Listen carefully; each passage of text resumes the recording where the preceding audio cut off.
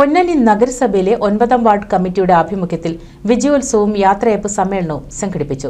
വാർഡിലെ ഉന്നത വിജയികളെയാണ് അനുമോദിച്ചത്.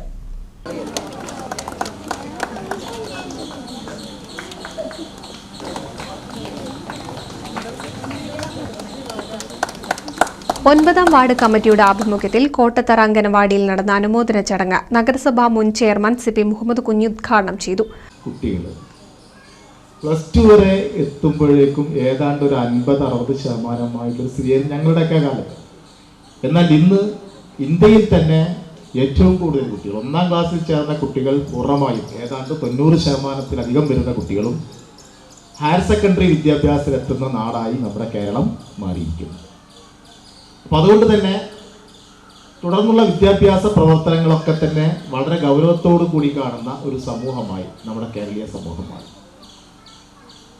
കേരള സംസ്ഥാനം രൂപപ്പെട്ട കാലം മുതൽ തന്നെ വിദ്യാഭ്യാസ രംഗത്ത് 1987 സഖാവ് EMS നമ്പൂതിരിപ്പാടിൻ്റെ ഭരണകാലഘട്ടം മുതൽ തന്നെ വിദ്യാഭ്യാസം സാർവത്രികമാക്കുന്ന ഒരു നയസമീപനവുമായി നമ്മുടെ നാട് മുന്നോട്ട് പോയതിൻ്റെ ഫലമായാണ് ഇന്ന് ഇന്ത്യ രാജ്യത്ത് ഏറ്റവും വിദ്യാഭ്യാസ രംഗത്ത് ഏറ്റവും മുന്നിൽ നിൽക്കുന്ന നാടായിട്ട് നമ്മുടെ കേരളം മാറി.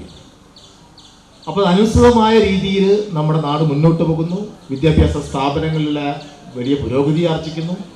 വാർഡിൽ നിന്നും SSLC +2 പരീക്ഷകളിൽ വിജയിച്ച വിദ്യാർത്ഥികളെ അനുമോദിച്ചു. സർവീസിൽ നിന്നും വിരമിച്ച അംഗനവാടി ടീച്ചർ രുക്മിണിക്ക് യാത്രയയപ്പും നൽകി. വിദ്യാഭ്യാസ സ്ഥിരം സമിതി അധ്യക്ഷൻ T മുഹമ്മദ് ബഷീർ അധ്യക്ഷത വഹിച്ചു. മുൻ കൗൺസിലർമാരായ V സുഹറ, K ദിവാകരൻ, നഗരസഭാ സെക്രട്ടറി S അജുറോൺ, ശരത് എന്നിവർ സംസാരിച്ചു. NCV news Ponnani. പുതുമയാർന്ന ഡിസൈനുകളിൽ ഡയമണ്ട് കളക്ഷനുകൾ, വിവാഹ പാർട്ടികൾക്ക് നേടാം സ്പെഷ്യൽ പാക്കേജുകൾ. സ്വാഗതം പുതുമയാർന്നൊരു ഷോപ്പിംഗ് എക്സ്പീരിയൻസിന്. Kerala golden diamonds, the family jeweller, main road, Vadakkekad.